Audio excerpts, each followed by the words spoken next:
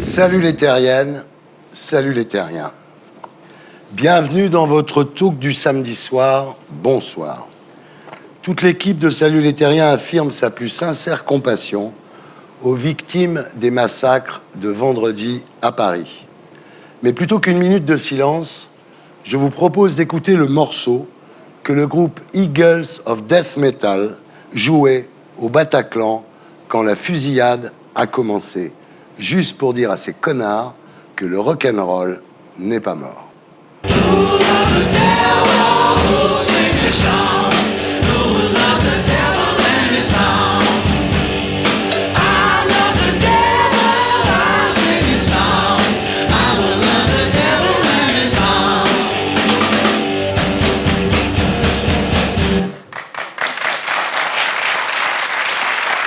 Avec nous ce soir, 3 terriens de choix. Dounia Bouzard. Dounia Bouzard, bonsoir. Vous êtes anthropologue, directrice du Centre de prévention contre les dérives sectaires liées à l'islam. Et votre travail consiste à expliquer à des jeunes que c'est pas bien de couper des têtes pour jouer au football. Autre terrien invité ce soir, un homme de conviction. Il est notamment convaincu d'avoir tout le temps raison, Jean-Luc Mélenchon. Autre terrien invité ce soir, celui qui a dit en parlant de moi que j'étais né dans une bassine de méchanceté. Le problème pour lui ce soir, c'est que c'est vrai. Guillaume Durand. En P3, après le zapping et Guillaume, nous accueillerons notre terrien du samedi 20h, ce soir Alain Robert, le Spider-Man français, l'homme qui escalade des gratte-ciel à main nue. Voilà, l'émission s'appelle Salut les terriens et le groupe Les Gréments de Fortune.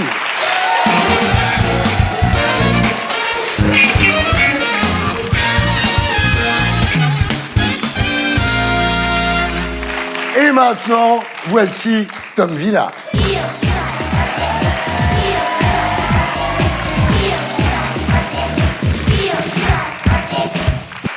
T'as vu? T'as droit à une musique d'entrée, mais faut pas déconner non plus. Hein. Ouais, c'est pas une musique... C'est pas la grande musique d'entrée classe. Quoi. Non, c'est vrai. Bon, Thierry, bonsoir à tous. Pas de débrief de l'émission de la semaine dernière, parce qu'il n'y a pas eu d'émission la semaine dernière à cause des événements. Alors bien entendu, on a une grosse pensée pour toutes les victimes, ainsi que pour leurs familles et leurs proches. Mais bon, comme il faut qu'on continue à vivre, je vais essayer très modestement de faire ce que je sais de mieux, apporter des cafés. Ce soir, un plateau de qualité. Jean-Luc Mélenchon. Alors Jean-Luc, je sais pas comment faire des blagues sur lui parce que j'ai peur qu'il me gueule dessus. En même temps, là où j'ai une chance de m'en sortir, c'est que je suis pas journaliste. Vous savez que dans le petit Larousse illustré, à côté du mot colère, il y a votre photo, Jean-Luc. Alors pour ceux qui ne connaîtraient pas Jean-Luc Mélenchon, il est très très à gauche. Voilà. Jean-Luc, la seule fois de sa vie où il est passé à droite, c'était au volant d'une voiture en Angleterre. C'est vrai. Non mais ce qu'il y a d'assez marrant, c'est qu'aujourd'hui, un mec qu'on qualifie d'extrême gauche, il y a 20 ans, c'était juste un socialiste, en fait. Ouais. C'est vrai, effectivement. Le problème, c'est qu'aujourd'hui, si la gauche, c'est Valls et Macron, tout le monde est d'extrême gauche. Guillaume Durand. Guillaume, vous êtes à l'antenne de Radio Classique, la radio préférée des salles d'attente de médecins. Alors, sur l'antenne, vos collègues sont PPDA, Claire Chazal, Christian Morin. En fait, c'est plus une radio, c'est la maison de retraite de TF1, Radio Classique, un petit peu. Il y a Étienne Moujotte aussi. Autant pour moi. Donc là, c'est le cimetière. Alors, vous avez votre émission aussi sur TV5 Monde. Et selon un récent sondage, vous êtes l'animateur préféré des Français à l'étranger qui sont bloqués à l'hôtel à cause d'une tourista. Dounia Bouzard. Bonsoir, Dounia. Bonsoir. Alors, Dounia, vous avez un papa maroco-algérien et une maman d'origine corse et italienne. En fait, vous êtes la tour de Babel à vous toute seule. C'est vrai, Algéro, Marocco, Italo, Corse. Un conseil, vous prenez pas la tête avec Dounia, parce que vu ses origines, elle doit avoir un caractère de merde. C'est vrai. Alors, Dounia, vous luttez pour que les jeunes ne deviennent pas des djihadistes. Alors, un djihadiste, qu'est-ce que c'est ? Eh ben, c'est un peu comme un critique littéraire à la télé, c'est juste un mec qui lit des livres en diagonale. Voilà, Alors, on a découvert qu'il y avait une grosse filière djihadiste en Belgique. Vous vous rendez compte, Thierry? Même les kamikazes, ils veulent payer moins d'impôts. Ouais. Ma mission ici, mesdames et messieurs, comme toutes les semaines, c'est de poser les questions trop cons que Thierry Ardisson n'a pas voulu vous poser. Eh oui. Guillaume Durand, il y a peu de temps, vous avez clashé Stéphane Bern et sa vision rance de la culture. Alors, le clash Bern-Durand, c'est quoi? C'est comme le clash Rov-Booba, mais par contre avec des brushings et des vestes en tweed? En gros, c'est ça, ouais. Dounia Bouzard, Dounia, vous avez autour de vous un protocole de sécurité très strict. Par exemple, vous n'avez pas le droit de vous faire livrer des paquets. Mais du coup, quand vous commandez chinois, le livreur, il arrive avec du riz cantonais dans les poches. Jean-Luc Mélenchon, lors des dernières élections présidentielles, vous avez terminé derrière Marine Le Pen. C'était quoi le pire? C'était la défaite ou la vue? Thierry, j'y vais. Bonne émission. Bravo. C'était Tom Villa, notre stagiaire, que l'on retrouve ici la semaine prochaine et au Théâtre Apollo.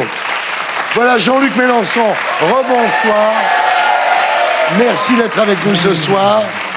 On est ravis de vous avoir car il y a quelque temps, suite à un échange un peu tendu avec Bruce Toussaint un matin sur iTélé, vous avez déclaré « Voilà une expérience qui me décide à réduire encore le nombre de chaînes où j'accepte de me rendre. Je n'aurais pas dû faire cette matinale. J'ai perdu mon temps. » Vous dites que Bruce vous a manqué de respect. Qu'est-ce qu'il a fait? Bon, c'est une interview comme ça arrive à certains moments où on ne pose pas des questions, mais on fait des réponses et vous devez réagir. Alors au bout d'un moment, il y en a marre, quoi. Voilà. Et puis c'était Madame Le Pen ceci, Madame Le Pen cela. Et est-ce que vous pensez alors que vous n'êtes pas Pen... Madame Le Pen? Non. Moi, je crois plus à d'autres formes plus tranquilles, plus... par exemple, c'est très agréable d'aller chez Durand. Le problème, c'est que c'est vraiment très tôt. Et sinon, c'est parfait. Il y a un problème de réveil, en fait. Moi, je suis ravi parce que je fais partie des émissions, vous acceptez encore de vous rendre. Ça peut changer en fonction des vannes en effet. que je vais vous faire ce soir. Oui, tout à fait. J'en suis tout à fait conscient, vous savez. Alors, en plus, il y a un truc. C'est qu'ici, vous savez qu'après l'émission, il y a du champagne et du shit. Hein? Mais ni l'un ni l'autre, hélas, pour moi. Ah bon? Bon, alors, dans la deuxième partie de l'émission, nous parlerons évidemment longuement de la guerre contre Daesh. Mais auparavant, je voudrais aborder le reste de l'actu avec vous. Vous faites partie de la gauche d'opposition. C'est cette gauche qui pense qu'il est plus grave de perdre son emploi que sa chemise. Concernant les salariés d'Air France qui avaient arraché sa chemise au DRH, vous avez soutenu leur action et vous avez proposé d'aller en prison à leur place. Les mecs ont été virés quand même. Hein. Mais c'est très injuste. J'ai trouvé absolument insupportable que le lendemain, il n'y ait de larmes que pour cet homme et sa chemise arrachée, et que l'on oublie 2900 personnes condamnées à la mort sociale, parce que le chômage aujourd'hui, c'est souvent ça, et on ne laisse à toutes ces personnes d'autre choix que de laisser éclater leur colère. Et la souffrance des salariés n'est jamais à l'ordre du jour. Vous savez, Thierry Ardisson, si vous ouvrez un journal, vous regardez une émission de télé, il y a un goût pour la chose qui choque, bon. Donc, parmi toutes les choses choquantes, comment se fait-il qu'il y en ait une qui ne soit jamais là? C'est qu'il meurt plus d'une personne par jour sur son poste de travail. Même le CSA a été conduit à dire « ceux qu'on ne voit jamais à la télévision, ce sont les ouvriers et les employés. On ne les voit jamais. » Alors, les régionales, alors évidemment, avec ce qui s'est passé vendredi, on ne parle plus des régionales, les campagnes sont arrêtées. Vous me direz, c'est bientôt Noël. Et les gens savent bien que voter au régional ou écrire une lettre au Père Noël, c'est à peu près la même chose. On fait semblant d'y croire, mais on sait que ça ne servira à rien. Je ne dirais pas ça, parce que c'est bon, voilà, nous sommes un peuple libre, il y a une élection, notre devoir est d'y participer, de nous y intéresser. Je reconnais que la situation n'est pas fameuse, déjà parce que les gens venaient tout juste d'arriver à comprendre en 20 ans dans quelle région administrative ils vivaient, que François Hollande change une première fois la carte, et puis en cours de route se dit « Ah ben tiens, je change de changement ». Et il a créé 13 régions qui n'existent pas. Ouais. Par exemple, quand vous habitez Guéret, vous devez faire un programme commun avec Biarritz. Alors, est-ce que c'est possible? Bah oui, mais ça s'appelle la France. Oui. Ça s'appelle pas la région Schmoldy. Je ne sais même pas quelle région. Hein. C'est pour dire, on a créé des artefacts qui ne correspondent à aucune structure de l'État. Et c'est une élection qui est très nationale, et mes amis sur le terrain s'évertuent à essayer d'expliquer pourquoi il faut être vigilant quand même sur ce que vont faire les régions, et qu'il vaut mieux y élire tel groupe plutôt que tel autre, en l'occurrence nous, parce que nous sommes le meilleur placement pour les citoyens. Mais je sais que ça va c'est pas bien engagé, quoi. Voilà. Et vraiment, je dis aux gens, restez pas à la maison, quoi. Si vous venez tous de dire qu'on combat les brutes, les barbares, les terroristes et tout ça, bon, bah, vous utilisez notre arme à nous. Notre arme, c'est le bulletin de vote, c'est la discussion, le ton peut monter, et puis le jour du vote, on arrête tous, la veille, hein. Le jour du vote, on va voter dans le calme, tous, on se croise dans les bureaux de vote, on se salue, on sait qu'on va pas voter de la même manière, et le soir, on regarde le résultat et on le respecte. Donc, moi, je demande aux gens, je veux dire, faites un vote républicain. Ouais. Votez pour la paix civile. Voilà. Si vous voulez votez ce que vous voulez, mais votez pour la paix civile. Donc ne votez pas pour nous Front tous. National. C'est vous qui l'avez dit. Alors Jean-Luc, pour finir, parlons de vous. Car derrière l'image du gars énervé, un peu rigolo, qui n'est jamais content, il y a un gars énervé, un peu rigolo, qui n'est jamais content. Ça va? Oui. J'ai une chanson pour vous. Aïe. Ça s'appelle « Ça m'énerve ».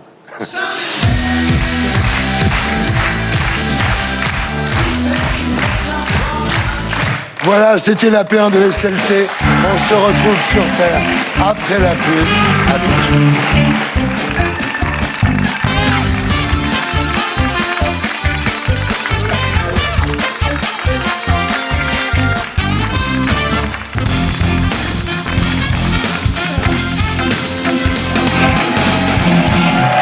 Rebonsoir les terriennes, rebonsoir les terriens.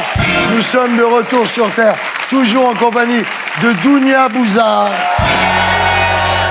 de Jean-Luc Mélenchon et de Guillaume Durand.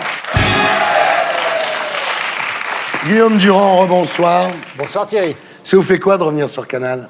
Ça m'a toujours fait plaisir, sauf à un moment un peu Ouais, particulier. ouais. À l'époque, vous nous présentiez nulle part ailleurs.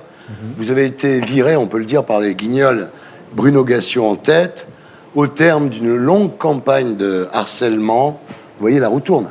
Je crois qu'ils étaient en train de réfléchir à ce qui pouvait être l'après de Cône et ce qui est devenu Denisot. Ouais. Moi, je suis passé au milieu de cette réflexion. J'ai pris 2 ou 3 balles dans la tête. Je suis parti, on est passé à autre chose. Et voilà. Est-ce que vous pourriez définir l'esprit Canal? Ben, je pense que quand ça a commencé avec André Rousselet, c'était la révolution à la télévision. Ouais. Maintenant, la différence est beaucoup moins marquée entre toutes les chaînes. Est-ce que l'esprit Canal, finalement, c'est pas s'habillant en The Couples? Donc, je suis en couple avec Dounia depuis 3 ans. Alors, il faut dire quand même, Guillaume, que vous avez souffert d'une image de dilettante. Comme vous avez dit aimer l'art contemporain, les gens ont pensé que vous étiez beau et de fric, Ouais. et que vous n'aviez pas besoin de travailler, finalement. C'est un peu vrai, le fait d'être fils de marchand de tableaux, étant donné ce que valent les œuvres d'art aujourd'hui, alors que Ouais. mon père, qui heureusement vit toujours, n'a jamais gagné d'argent de sa vie, ça fait un Ouais. peu bizarre. Ouais. Vous dites, j'aurais dû faire comme Michel Drucker, qui dit qu'il monte le Ventoux et qu'il aime sa grand-mère. Non mais, c'est notre maître à tous en matière de communication Ouais. politique, parce que c'est presque de la communication politique. Ah oui, oui. Alors, c'est vrai que vous avez une image de dilettante, un peu de mec qui bosse pas. Quand Antoine Decaune a annoncé cet été vouloir faire une émission intitulée « Antoine s'en fiche », une émission dans laquelle il n'aurait rien su de ses invités, tout le monde lui a fait remarquer que c'est une idée à vous. Ouais. Mais je le revendique aussi, non pas Ouais. de ne rien faire, mais de ne pas avoir comme vous des fiches. Parce que pour montrer à la télévision que vous travaillez, il faut montrer quelque chose. Si vous bavardez avec Jean-Luc Mélenchon, si vous le faites sans fiche, ça apparaît comme une conversation C'est vrai. mondaine. Tandis que si vous regardez Mélenchon dans les yeux et que vous lui dites Jean-Luc, vous regardez l'affiche, le 9 septembre ou le 10 octobre 1992. Donc vous la lisez bien, l'affiche. Vous avez voté oui au traité de Maastricht et en 2005, vous avez voté contre, etc. Là, vous êtes quelqu'un Eh qui oui. travaille. 5 minutes avant, j'étais un mondain. Vous avez déclaré, quand on fait partie de la petite poignée d'animateurs grand public, la concurrence devient très violente. Ouais. Personnellement, je l'ai très mal vécu. En fait, je m'étais aventuré dans un star system qui ne me correspondait pas. C'est vrai. Et d'ailleurs, je me souviens d'avoir lu une phrase de vous qui me paraît assez juste. À un moment, vous avez dit que c'est très difficile pour quelqu'un qui vient d'un milieu bourgeois de s'imposer dans un art populaire. Bien sûr. Et je pense que c'est vrai. Mais on est toujours coincé entre cette légèreté qui est celle du music-hall des années 30, Marlène Dietrich, et le poids de l'histoire qui est terrifiant. Et c'est vrai que faire le grand écart, ce qui a pu tous nous arriver, et moi le premier, ça devient très compliqué à comprendre pour les gens. Ouais. Alors, vous dites aujourd'hui, j'apparais de façon beaucoup plus discrète et c'est plus agréable. vous êtes mis en retrait du Star System. Mais parce que ça correspond fondamentalement à ce qui me ressemble le plus, point. Alors, vous avez pris du recul, effectivement, par rapport au mainstream de la télévision. Et le magazine Télé Loisirs publie un article intitulé « Que devient le journaliste Guillaume Durand ?» Ça vous inquiète pas? Mais ça inquiète qui? Personne. Télé Loisirs. Ouais. Vous regrettez pas l'époque où on parlait de vous, vous étiez Pas la du une tout. des magazines, Pas etc. du tout. Pas une seconde. Vous vous souvenez de ça?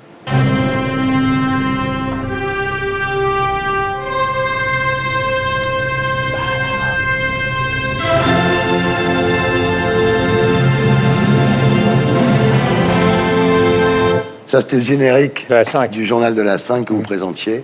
Ouais. Vous regrettez pas cette époque? Pas du tout. Ça a fait beaucoup progresser l'information à la télévision, ce qu'on appelle maintenant pompeusement le breaking news des chaînes d'information.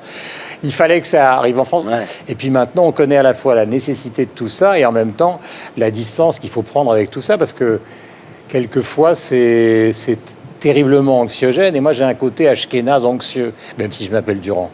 Voilà. Alors, c'est vrai que vous êtes peu amène avec la télévision. Vous dites aujourd'hui la télé C'est pas vrai, ça. fabrique J'aime du beaucoup. buzz pour YouTube. Les superstars de la culture ont disparu de la télévision. Écoutez, c'est vrai qu'on voit... Enfin, On voit rarement Modiano ou Le Clésio, c'est vrai. Non, mais c'est vrai, mais quand je dis ça, c'est pas de la réflexion, c'est une évidence. Ils ont très... Comment voulez-vous qu'ils aillent se faire massacrer dans des choses... Moi, j'ai écrit 3 mots sur Lévi-Strauss dans le livre que j'admirais énormément. Qui dit que ce qu'il y a de Pourquoi pire, c'est la télévision. Hein. Oui, parce qu'on était dans une émission, on monte chez lui, rue des Marronniers, donc derrière la maison de la radio. Effectivement, il s'est retourné vers moi, il m'a dit, écoutez, si on peut éviter de parler du structuralisme en 10 minutes, ça m'arrangerait énormément. Ouais. Et la deuxième chose qu'il m'a dit, mais vous savez, pour ce qui est de la primitivité, du primitif, la télévision, vous êtes vraiment les champions. Ouais.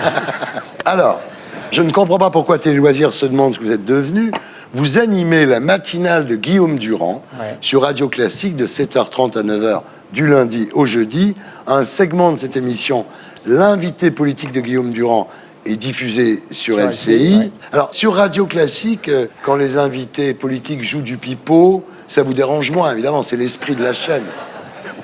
Dites-moi, quand Marine Le Pen vient sur Radio Classique, vous mettez du Wagner? Non, mais il est arrivé que ce soit assez, comment peut-on dire, pugnace. Alors, Guillaume, vous êtes ici ce soir pour un livre intitulé « Mémoire d'un arythmique », publié chez Grasset. Alors, le pitch, vous vous racontez à travers les rencontres marquantes de votre carrière. Vous nous parlez de vos traumatismes, cette fameuse histoire du marin ivre à Belle-Île-en-Mer. Ouais. Vous avez une dizaine d'années. Il agresse votre père avec un couteau et il poursuit votre père en criant « Non, mais allô, quoi !» C'est con, hein? Ça vous a traumatisé, cette affaire. Moi, j'ai vu un type, comme dans Psychose d'Hitchcock, il est arrivé devant moi, j'étais un gosse, il veut me tuer. Je me précipite vers mon père qui était en train de lire dans une ferme, et je lui dis, papa, il y a un type qui veut me tuer. Lui, il ne m'a pas cru, évidemment. Et il a pris à ma place le type dans le buffet, il est resté paralysé 1 an. Ça continue à me mettre dans un état quand même De toute façon, vous parlez dans votre bouquin de votre arythmie cardiaque, donc vous avez une faiblesse cardiaque. Rassurez-vous, personne ne va vous en dire trop de bien ou trop de mal. Oui. Alors, vous racontez les symptômes de cette arythmie cardiaque, justement. Il y a un jour, vous prenez une capsule de Nespresso, vous trompez, vous prenez pas du déca, et là, voilà, vous dites, c'est pas possible, vous faites opérer. Mais mon médecin avait une phrase géniale quand il m'a dit, tu as de l'arythmie, il m'a dit, de toute façon, c'est pas grave. Je dis, chouette, mais c'est dangereux, merde. Si vous voulez, pour la moitié des gens que vous connaissez, vous êtes un hypocondriaque dingo, et pour l'autre moitié, vous êtes un cardiaque condamné. Ouais. Donc il faut trouver son chemin là-dedans, et le fait d'écrire est une bonne thérapie. Vous avez pris beaucoup de bêta-bloquants, de choses comme ça? Pas trop. Faut faire attention. Non, le bêta-bloquant, ça coupe le désir sexuel, le bêta-bloquant. Totalement. Mais c'est vrai. Totalement. Il n'y a pas que ça dans le livre. Évidemment, vous racontez le débat Mitterrand-Seguin, que vous arbitrez à la Sorbonne, grand moment, évidemment, le climax de votre vie. Et pendant les pauses pub, il y a une unité mobile chargée de régénérer le président Mitterrand. Moi, je ne le savais pas du tout. Personne ne le savait. Non, mais moi, pas du tout. Je l'ai jamais su, je l'ai appris après. Il faut dire les choses vraiment. Moi, j'avais une affection pour Mitterrand. C'est le dernier président qui est rentré dans une pièce avec le respect des gens autour de lui, y compris ceux qui le détestaient. Ouais. D'ailleurs, Jean-Luc l'a connu. Et depuis, on attend. Voilà, c'est un livre extrêmement sincère, Merci beaucoup. presque trop sincère. C'est bien écrit. Et alors, il y a un truc dingue qu'on apprend dans ce livre. En fait, c'est que, comme Dalida, Guillaume Durand est le frère d'Orlando, regardez.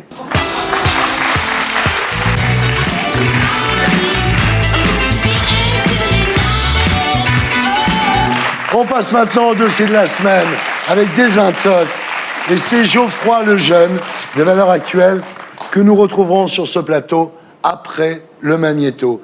Désintox de ce soir, la lutte contre Daesh. On nous cache tout, on nous dit rien. Les attentats du 13 novembre ont mis tout le monde d'accord, la France est en guerre. C'est ce qu'a dit notre président. La guerre? C'est ce qu'a répété son Premier ministre. Nous sommes en guerre. Et comme Sarkozy n'avait rien à dire de plus, il a rajouté un adverbe. Il faut la faire totalement. Bref, nous sommes en 2015 et tout le monde est d'accord avec ce que disait Charles Pasqua il y a presque 30 ans. Entre les terroristes et nous, eh bien, la guerre est engagée. Pasqua voulait terroriser les terroristes. 30 ans plus tard, on voit le résultat.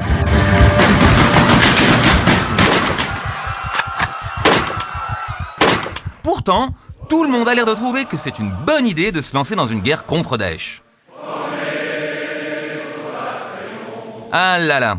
Le problème, c'est qu'en France, on a toujours eu entre 10 et 20 ans de retard sur ce qui se faisait aux States. En l'occurrence, on a 14 ans de retard sur le discours de Bush au Congrès après l'attentat du World Trade Center. Our war on terror begins with Al-Qaeda, but it does not end there. It will not end until every terrorist group of global reach has been found, stopped, and defeated. Résultat, après avoir détruit totalement l'Irak pour se venger du 11 septembre, nos amis, les Américains, se sont rendus compte que Ben Laden se planquait finalement au Pakistan. Ils ont fini par le buter, Obama en a profité pour faire une belle photo, sauf que pendant ce temps-là, Daesh s'installait en Irak et en Syrie. Aujourd'hui, les États-Unis et la Russie bombardent Daesh sans relâche. Mais comment faire pour lutter contre les djihadistes qui vivent en Europe? Faut-il aussi les bombarder? Au lieu de bombarder Raqqa, la France devrait bombarder Molenbeek. Raqqa en Syrie, Molenbeek en Belgique, d'où sont venus les commandos du vendredi 13. Depuis les attentats, tous les discours se durcissent. Hollande s'est rallié à ce que proposait Sarkozy en 2012, déchoir de leur nationalité française les binationaux condamnés pour terrorisme. Nous devons pouvoir déchoir de sa nationalité française un individu condamné pour un acte terroriste. Mais l'opposition réclame déjà plus, et Laurent Wauquiez voudrait qu'on enferme toutes les personnes soupçonnées d'islamisme.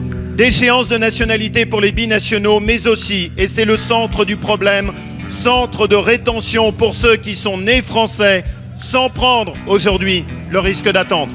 Mais est-ce que c'est vraiment une bonne idée d'enfermer ensemble tous ceux qu'on soupçonne de djihadisme?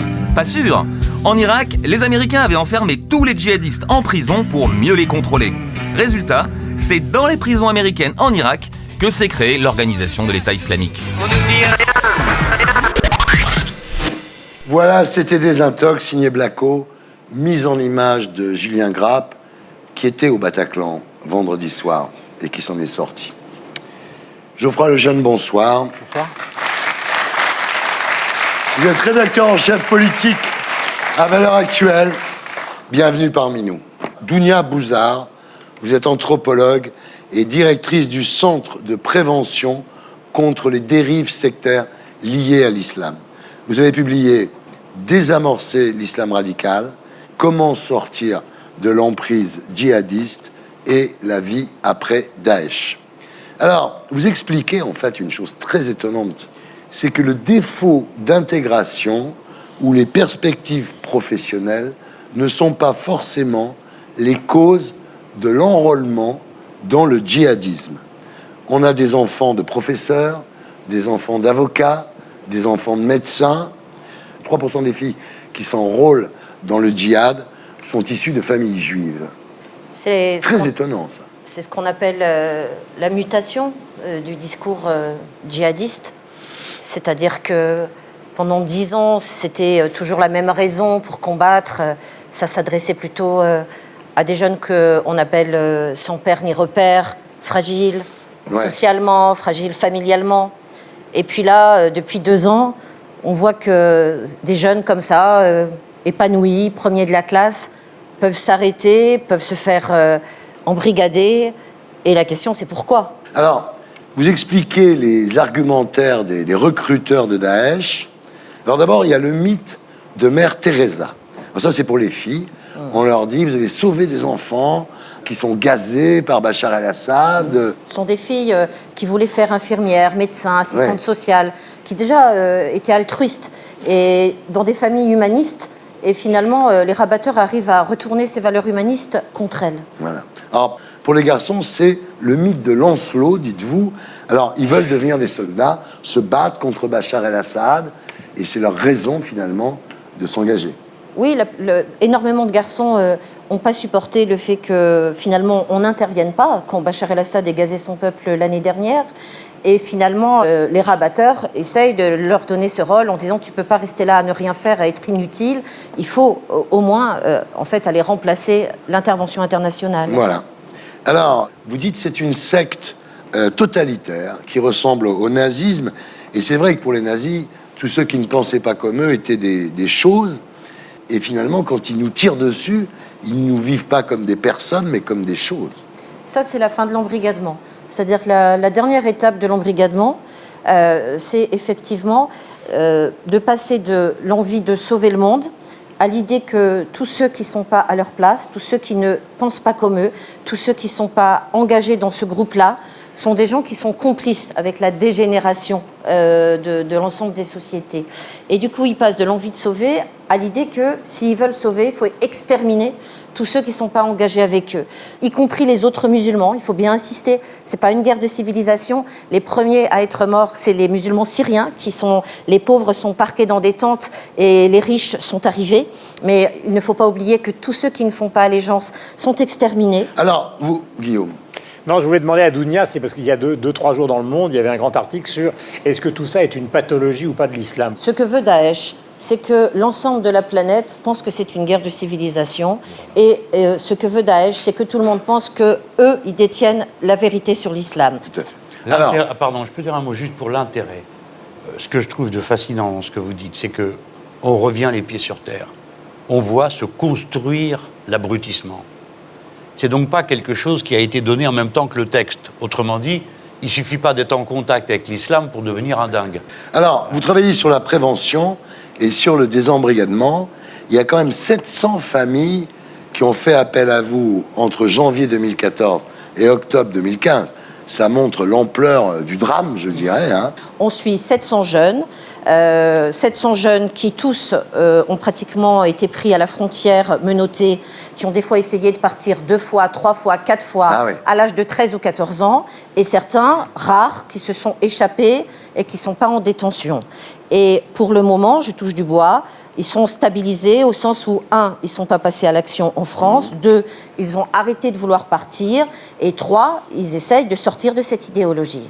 Alors, vous vous intéressez beaucoup aux filles, et c'est le plus étonnant, effectivement. Vous parlez d'Anan, donc elle est partie là-bas. C'est la survivante, Anan. Voilà, mais quand elle arrive, on l'enferme dans le Makar. C'est quoi le Makar? Quand les filles arrivent en Syrie, en fait, elles n'ont pas le droit de marcher si elles ne sont pas mariées. Donc elles sont enfermées dans une énorme maison fermée. Et on apprend qu'elles n'ont pas de matelas pour chacune, qu'elles n'ont pas d'eau, pas de nourriture, pas de Coran non plus d'ailleurs au passage. Et elles n'en sortiront qu'à condition qu'elles puissent se marier avec celui qui va venir les demander. Ah ouais. Et donc elles vont accepter de se marier avec des inconnus pour prendre une douche, pour manger quelque chose. Et donc Anan est la seule rescapée vivante qui a pu s'échapper de Daesh. Elle n'y allait pas du tout pour combattre. Elle pensait que c'était un monde où il y aurait un vrai amour, une vraie solidarité, des vraies sœurs, pas d'injustice, pas de voleurs. C'était ça, c'était ce que j'appelle Daeshland. Elle en sourit maintenant, elle dit maintenant... Elle en sourit, mais vous dites quand même qu'elle a une certaine nostalgie et qu'elle ressent de la culpabilité de ne pas avoir été une bonne musulmane. Vous le dites quand même, ça. C'est bien de me rappeler ça, parce que j'ai écrit le livre il y a 2 mois, et c'est vrai qu'il y a 2 mois, elle se disait, comme une femme battue, est-ce que finalement j'ai pas été à la hauteur pour pas voir que finalement c'était pas un super projet, mais maintenant vous voyez 2 mois plus tard, c'est terminé. Vous faites un travail remarquable. C'est gentil. Bon, alors, Jean-Luc Mélenchon, pendant longtemps, la gauche a refusé de s'attaquer au problème de la radicalisation pour pas paraître islamophobe. Je conteste le terme d'islamophobie, quoique je le comprenne. Je comprends ce qu'on veut dire. Ce sont les musulmans qui pensent qu'on leur en veut parce qu'ils sont musulmans. Donc je comprends le mot. Mais moi, je défends l'idée qu'on a le droit de ne pas aimer l'islam, on a le droit de ne pas aimer la religion catholique, et que ça fait partie de nos libertés. Et par conséquent, je n'ai jamais accepté ce terme, même si je le comprends, et que je partage l'idée qu'aujourd'hui, les musulmans sont mis dans le sale rôle, comme il y a une génération, c'était les Juifs, et que des milliers de gens souffrent en silence parce qu'ils n'ont rien à voir avec tout ça. Geoffroy Lejeune. Moi, il y a un truc qui me dérange dans vos deux discours, c'est que vous faites en sorte l'un et l'autre d'expliquer qu'il n'y a aucun rapport dans les attentats avec l'islam. Or, vous passez complètement à côté, selon moi, du problème numéro 1 aujourd'hui qui se pose à nous en France, pas à l'étranger. En France, c'est qu'est-ce qu'on va faire avec les musulmans demain en France. Il y a aujourd'hui un islamisme, un islam radical qui se développe à vitesse grand V dans notre pays, dans des endroits, on sait très bien lesquels d'ailleurs, dans les banlieues notamment, et que tous ces gens qu'on voit faire des attentats aujourd'hui sont des gens qui se sont formés dans des mosquées, dans des caves, etc. Et ne pas le dire, ne pas dire que ça a un rapport avec l'islam, ça fait qu'on va fermer les yeux comme on l'a fait après Charlie et on ne réglera pas le problème. Il y a juste un souci dans votre raisonnement, c'est que qu'est-ce que vous faites du fait que 50% des jeunes qui sont embrigadés n'ont rien à voir avec l'islam, n'ont jamais connu d'immigration et sont des gens de famille athées ou catholiques. Premièrement, je pense que vous parlez des jeunes qui sont signalés, non pas des jeunes qui sont embrigadés. Non, des jeunes qui sont embrigadés, qui sont partis avec des menottes à la frontière. Non, vous parlez des jeunes dont vous avez reçu les signalements, ça n'a rien à voir avec les jeunes. Absolument pas. Il y a 4000 parents qui ont signalé leur enfant. D'accord ? C'est ce dont vous parlez. Ils sont 4000, ils ne sont pas 700.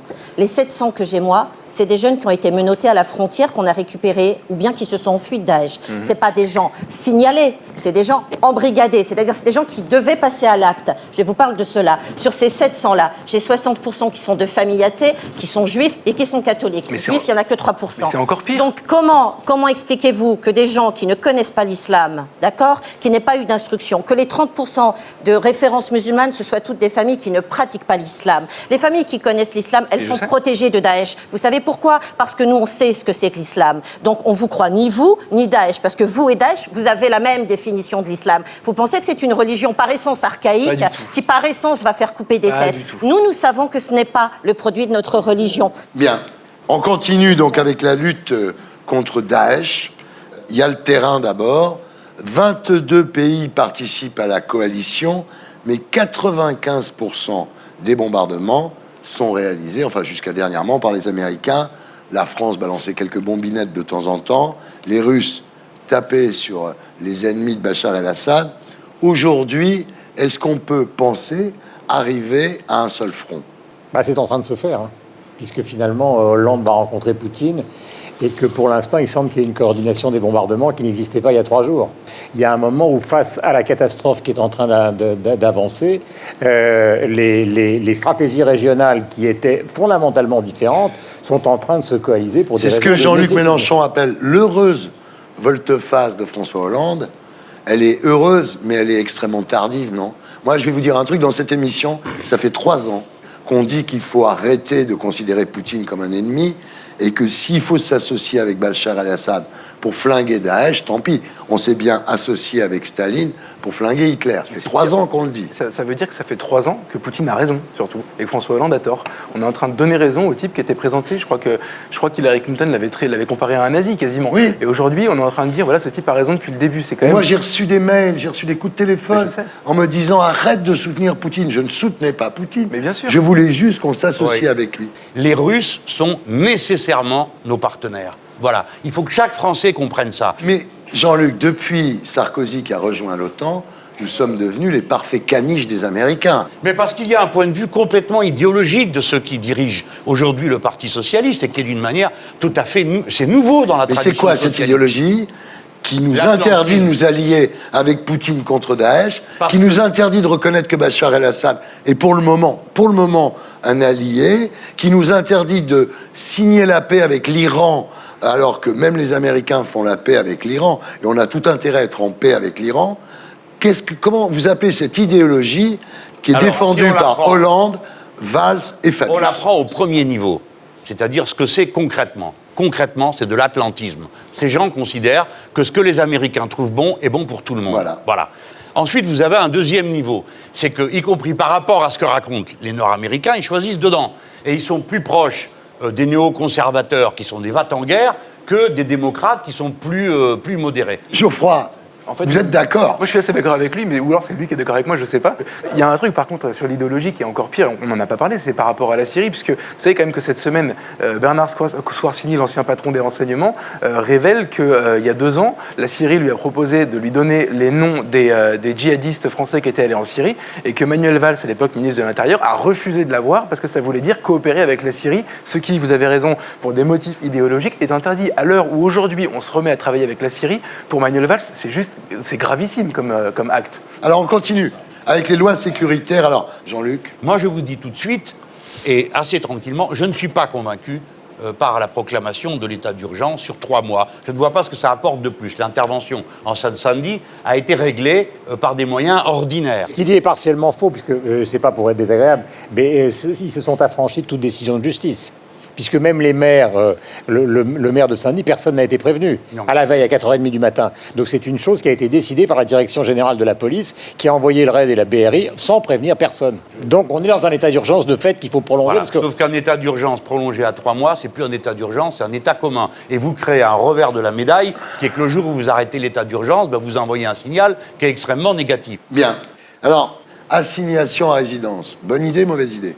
Bonne idée, mais ça pourrait aller beaucoup plus loin. Moi, je trouve que l'idée de Laurent Wauquiez, de les interner, de faire de la rétention administrative, ces gens-là sont dangereux, sont une menace pour notre sécurité, il faut les neutraliser. Comment savez-vous? Oui, il faut les juger d'abord. Mais non, le problème, c'est que c'est justement, on fait la guerre ou on fait pas la guerre. Si on fait la guerre à ces gens-là, moi, ils menacent ma sécurité, je préfère les savoir retenus. Attendez, si vous me dites, je connais un criminel qui va jeter une bombe, voulez-vous l'interner? Je vous réponds oui. Mais 2 secondes après, monsieur dit, ah bon, on les internés tous, il y en a 4000. Ouais. Donc vous savez comme moi que si on interne 4000 personnes, ou ça s'appelle un camp, ou on leur met un bracelet, et il faut avoir le personnel pour surveiller tout le monde, que nous n'avons pas. Vous dites on n'a pas les moyens. Qu'est-ce qu'on fait? Non, Thierry, qu'est-ce qu'on fait? Attendez, mais Thierry, commençons par tirer les leçons avant de passer encore comme d'habitude. Vite, concrètement, dites-moi en 2 secondes comment nous allons régler la guerre mondiale. Thierry, comment en est-on arrivé là? Une suite d'erreurs qu'il faut corriger. Il faut restaurer l'État dans sa force en France. Il faut restaurer une géopolitique qui tienne debout. Il faut donc arrêter la guerre là où elle part. Quand je le dis et le répète, ça peut être réglé en même pas 2 mois. Dounia. Il y a quelque chose de très simple qu'apparemment, c'est pas pris en compte, c'est que les 4000 personnes qui sont signalées, sur les 4000 personnes, c'est 3800 parents qui ont téléphoné à la police pour dire « mon enfant est en train de se faire embrigader ». S'ils nous écoutent aujourd'hui, je peux vous assurer d'une chose, il n'y a plus un seul parent qui va signaler que son enfant est embrigadé. Parce que vous avez dit, on va tous les interner d'emblée dès qu'ils sont signalés. Alors là, maintenant, vous êtes en train de tout casser le système de prévention que le gouvernement a mis en place depuis 2 ans. Et c'est pour ça que les gens appellent, et c'est pour ça qu'il y a 4000 personnes qui sont fichées, monsieur. Dernière question. Faut-il fermer les mosquées intégristes et expulser les prédicateurs salafistes? Parce qu'en Angleterre, par exemple, ils en expulsent 10 par semaine. Et quand un prédicateur fait un prêche dans une mosquée, il doit la faire accepter par une autorité musulmane locale. En France, les mecs racontent n'importe quoi où ils veulent. Est-ce qu'il faut fermer les mosquées intégristes? À ma connaissance, ce nettoyage, il a déjà été fait. Ah bon? Oui, à ma connaissance. En tout cas, tous les musulmans savent qu'il y a toujours eu des micros dans les mosquées. Tous les musulmans savent que le radicalisme est autour des mosquées parce que justement, ils se méfient énormément de la police française. Et à ma connaissance, il y a très peu de jeunes qui se font embrigader à l'intérieur de la mosquée. Et au contraire, ils font bien attention d'aller à l'extérieur. D'accord. Ça, c'est ma connaissance. Dounia, je vous laisserai le mot de la fin. Daesh dit nous gagnerons parce que nous aimons la mort plus que vous n'aimez la vie. Et le mot de la fin, c'est que il faut pas tomber dans leur piège. L'islam, c'est pas la mort. L'islam, même la fin du monde dans l'islam, c'est symbolisé par un arbre qui renaît. Alors ne tombons pas dans leur piège et donnons-nous la main pour dire que la vie, c'est plus fort que la mort. Voilà, Jean-Luc Mélenchon, merci d'avoir été avec nous. Geoffroy Lejeune, merci d'avoir été avec nous. C'était la P2 de SLT. On se retrouve après la pub avec le Zapping Guillon et notre terrien du samedi 20h. Ce soir, Alain Robert, le Spider-Man français, l'homme qui escalade des gratte-ciel. À tout de suite.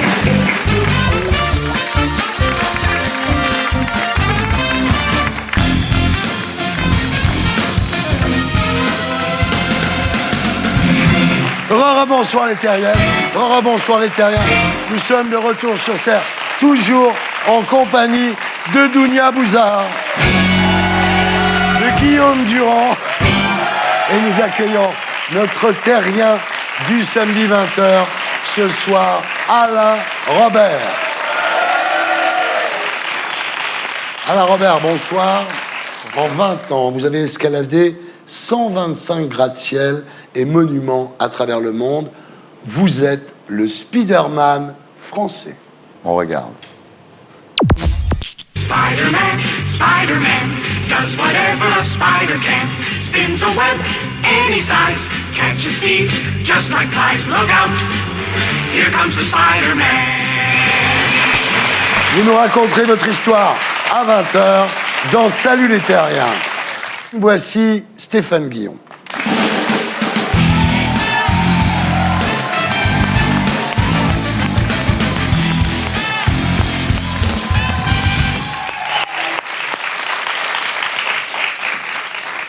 Bonsoir mes petits terriens. Depuis l'horreur des attentats qui ont frappé la capitale vendredi dernier, je n'ai pas envie de rire, encore moins de faire rire. Même si certains disent qu'il ne faut pas courber la tête, que le show must go on, même si je ne vais pas pleurer à grosses larmes comme Laurence Ferrari, sortir une boîte de Kleenex comme Madonna, ou me jeter dans une salle vide comme Scheim, difficile de contenir son émotion. Malheureusement, ces dernières années, beaucoup de drames nous ont tétanisés. Le 11 septembre, les tueries de Mohamed Merah, les attentats de Charlie Hebdo et l'assassinat de Perle, la chatte de Marine Le Pen. Nous traversons une période de deuil. Chaque mot prend une résonance particulière. Ainsi, samedi dernier, France 2 a eu raison de déprogrammer The Fiesta avec Patrick Sébastien. Chanter quand il pète, il trouve son slip. 24 heures après un tel drame, c'est délicat. Pour les mêmes raisons, Salut les terriens a été déprogrammé afin de laisser la place à Maïtena Biraben, comme si une catastrophe ne suffisait pas. Je plaisante. Difficile de trouver le ton juste. On se réveille avec la gueule de bois complètement plombée, sans jeu de mots. On n'y croit pas. 129 morts en plein Paris.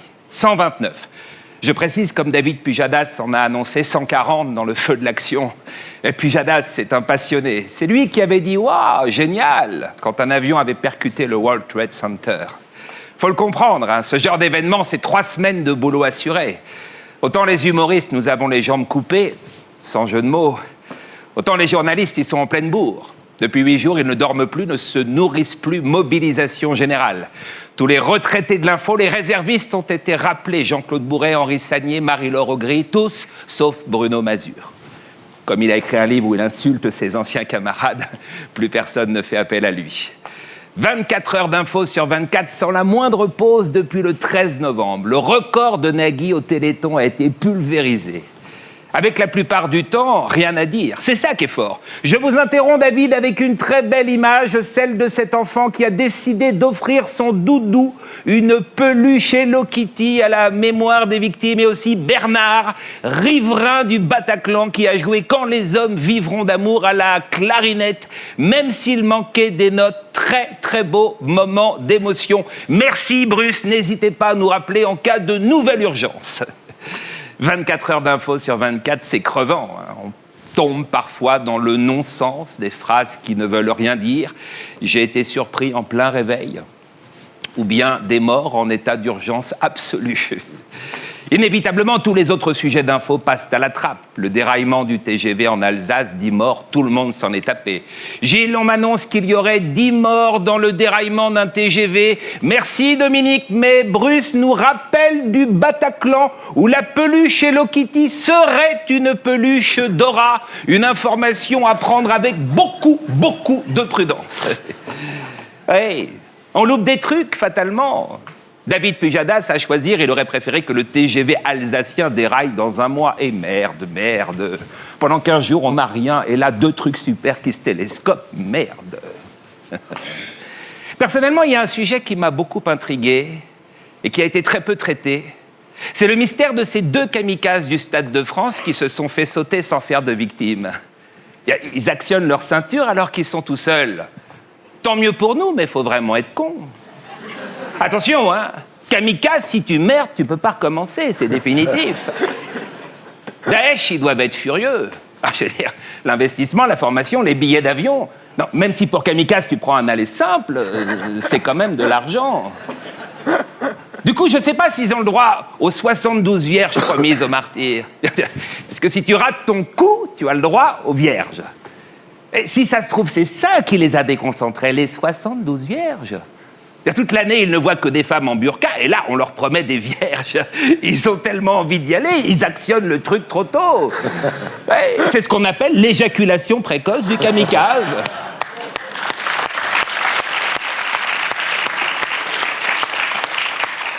Oui, les femmes martyrs, on leur propose de retrouver leur mari au paradis. C'est pour ça qu'il y en a très peu. Dire un barbu analphabète qui te tape dessus toute la journée, le retrouver au paradis, comme récompense, il y a mieux. J'aimerais achever, sans jeu de mots, j'aimerais achever cette chronique avec une pensée pour Mahomet. Je ne le connais pas personnellement, mais j'aimerais lui exprimer ma sympathie. Je sais qu'il entend des voix, peut-être entendra-t-il la mienne. Ça doit être dur pour lui, avoir une partie de ses fans aussi demeurés. Dire Daesh, c'est 1 neurone pour 1000 combattants. À ce propos, pourrait-on arrêter une bonne fois pour toutes d'appeler le cerveau le décérébré qui a organisé toute cette horreur? Oui. À la semaine prochaine, Inch'Allah. Bravo. C'était Stéphane Guillon, que vous retrouverez ici la semaine prochaine. D'ici là, sur canalplus.fr et en tournée dans toute la France. On passe maintenant à notre terrien du samedi 20h.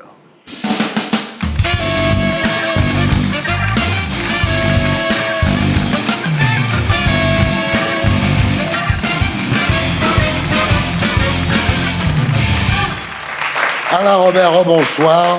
Bonsoir. Vous êtes né le 7 août 1962 à Digoin, en Saône-et-Loire. Votre père était un ancien sergent-chef de l'armée de l'air à Oran, devenu commercial dans les télécoms en métropole à son arrivée. Votre mère était secrétaire en Algérie et en France, elle est devenue femme au foyer. La famille s'installe à Valence, dans la Drôme. Et alors, bizarrement, enfant, vous êtes vraiment un trouillard. La nuit, vous rêvez que vous tombez sans fin dans un gouffre noir et vos cris vous réveillent. C'est peut-être aussi ce qui m'a donné envie de faire complètement l'opposé, de partir justement sur les chemins verticaux. C'est fou, étant enfant, vous aviez peur du vide. J'étais complètement paralysé, tétanisé. Alors, le deuxième problème quand vous êtes enfant, c'est que vous ne mangez rien. Évidemment, votre développement physiologique en prend un coup. Et partout où vous allez, vous êtes le petit, quoi. Bah, je suis toujours pas très grand. Hein. Alors, troisième problème, l'école. Vous êtes gaucher et vous écrivez de droite à gauche. Alors ça, c'est encore plus rare. Pour vous rééduquer, on vous attache la main gauche dans le dos. Et là, vous devenez parfaitement ambidextre, ce qui sera utile par la suite, c'est évident. C'est très pratique. Voilà, et puis un dimanche après-midi, vous regardez un film américain tiré du roman d'Henri Troyat, La neige en deuil. C'est l'histoire de deux frères qui entreprennent une expédition en haute montagne vers l'épave d'un avion. L'aîné veut retrouver des rescapés, l'autre veut détrousser les cadavres. Et ce film vous ouvre les yeux sur la montagne. Disons que moi, quand j'étais môme, je pensais au départ, je voulais faire quelque chose un petit peu dans l'esprit de Zorro, Robin des Bois, alors que là, grimper des montagnes, ça semblait davantage à portée de main. Vers l'âge de 10 ans, vous êtes envoyé en colonie de vacances, mais évidemment avec le groupe des plus petits. Et là, vous décidez de vous échapper vers le haut, ça commence. Vous allez vous asseoir sur le toit et vous regardez tout ça très calmement. Donc très jeune, vous prenez de la hauteur. J'avais quand même envie de me prouver à moi-même que je pouvais faire quelque chose avec ma vie, avec la verticale. Alors, au retour de la colo, votre père a été victime d'un infarctus du myocarde. Votre mère est à son chevet, à l'hôpital. Et là, vous devez vous débrouiller tout seul. Et un jour, vous partez au collège en oubliant les clés. Alors, au retour, évidemment, vous décidez d'escalader la façade, 7 étages. J'étais un petit peu dans l'urgence, dans l'obligation. Et puis, je me suis dit, allez, t'y vas. Je me suis lancé, puis je suis arrivé en vie au sommet. Plus jamais, je me suis dit, tu seras incapable de grimper. Alors, à 15 ans, vous grimpez les falaises du Vercors. Vous faites 400 mètres quand même en solo intégral. sans la moindre sécurité. Vous dites, je préfère l'indépendance à l'assurance. Je me sentais en sécurité de tenir des aspérités plus ou moins grosses. Ouais. Et puis, finalement, ne plus réellement avoir confiance au matériel. Alors, votre premier accident, en fait, vous faites du ski hors piste, vous tombez sur une plaque de glace. À l'hôpital, les toubibs vous révèlent que vous êtes épileptique. Et le mec vous dit que là, l'escalade, vous pouvez dire adieu, hein, c'est fini pour vous. C'est ça, c'était pas une très bonne nouvelle, donc Ouais. je savais pas exactement ce que c'était l'épilepsie, mais bon, fallait essayer de faire avec. Mais rien ne vous arrête. Hein. En 1982, vous décidez de grimper la mythique falaise ardéchoise, l'abominable Homme des Doigts, en solo intégral, donc c'est-à-dire sans corde. Hein. Ce n'est pas un sport, vous dites, c'est une ascèse qui m'est devenue vitale. Oui, c'est devenu, je veux dire, je me suis tellement battu, je veux dire, de l'âge du petit gamin que j'étais, qui avait peur de tout, qui avait peur du vide. Et finalement, de me retrouver là, c'est devenu un mode de vie, c'est toute ma vie, en fait. Vous faites une chute de 20 mètres, vous tombez tête première sur une dalle rocheuse.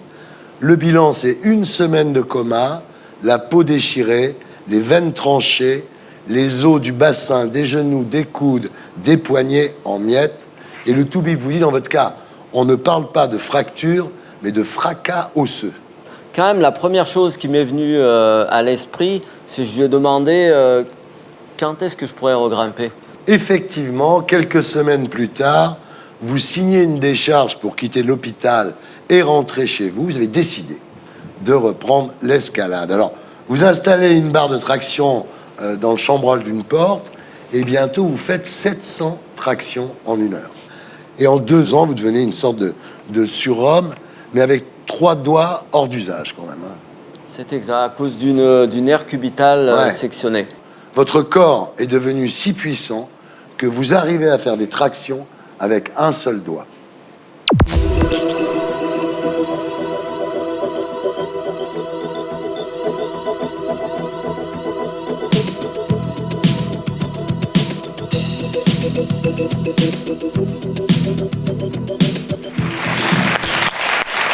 Alors, là-dessus, vous avez des étourdissements.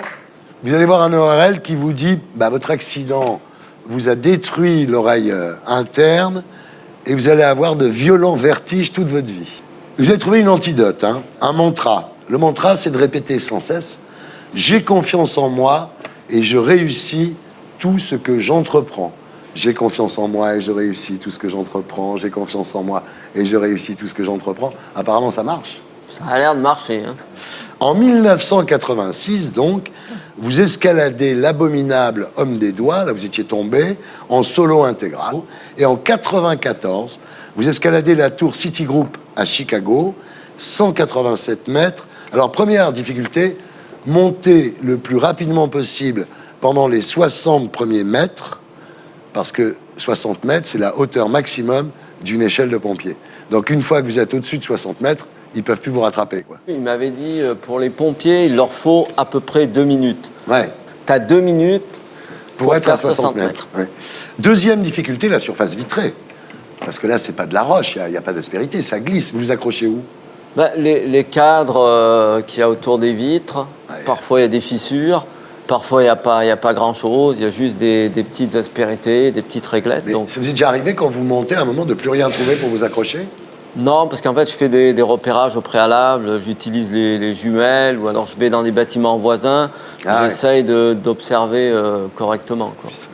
Mais là, vous découvrez une autre adrénaline, une fois que vous êtes en haut, vous découvrez la jungle d'acier et de verre avec les gratte-ciel qui jaillissent comme ça. Il y a un terrain de jeu potentiel qui s'offre, et en fait, on le retrouve partout, hein, de Mexico City, en passant par les États-Unis ou la Chine.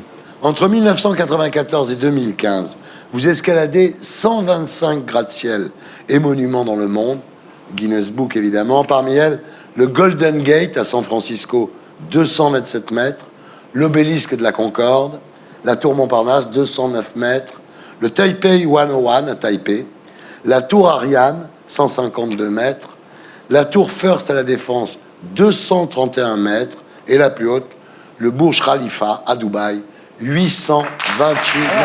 Ce qui est drôle, c'est que quand les flics vous arrêtent, vous vous retrouvez en tôle, et là, en fait, vous snobez les autres prisonniers parce que vous faites 40 pompes sur un bras. Donc tous les caïds sont évidemment très admiratifs. Et on vous appelle Little Schwarzy. Il y a les muscles, hein. J'ai pas la taille, mais ça fonctionne. Alors quand on vous parle de la peur, vous dites oui, effectivement, j'ai peur.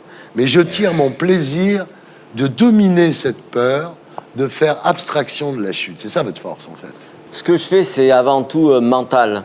Après, je mets mon corps au service de mes envies. Finalement, j'ai peur comme tout le monde, mais je peux mettre ma peur de côté. C'est la grande différence avec nous. Alors, ce qui est extraordinaire, c'est que la sécurité sociale vous considère comme invalide à 66%.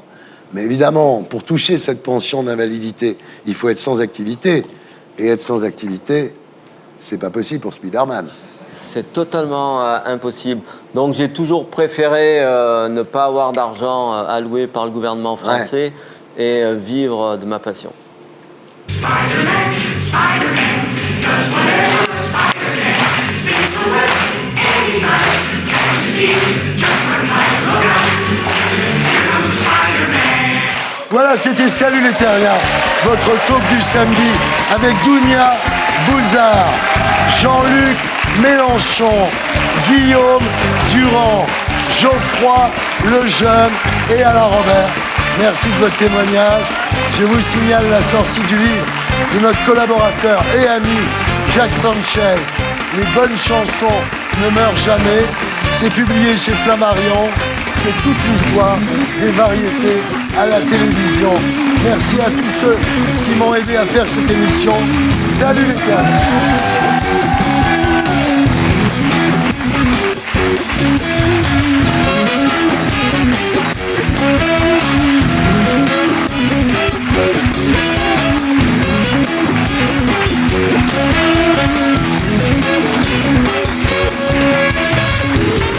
Et pour être sûr de ne rien rater de Inarditube, abonnez-vous et mettez un pouce bleu.